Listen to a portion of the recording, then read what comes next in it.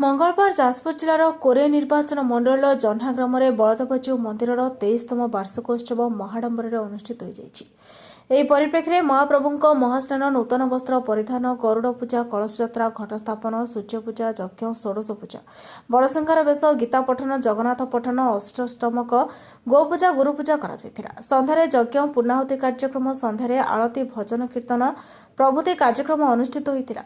बहु श्रद्धालु मंदिर को आसी जगन्नाथ बलभद्र मां सुभद्रा को दर्शन कर पूजा करने संगे जगन्नाथ आशीर्वाद नहीं समग्र अंचल भजन संकीर्तन में आध्यात्मिक परिवेश सृष्टि होता। प्रसाद सेवन व्यवस्था कर 3000 ऊर्ध्व भक्त प्रसाद सेवन करते। जगन्नाथ कलश एक बंडाढ़ शोभायात्रा विभिन्न बाद्य घट सख जय जगन्नाथ धोरी कलश जड्ढा ग्राम पोखरी में बुड़ा जाता।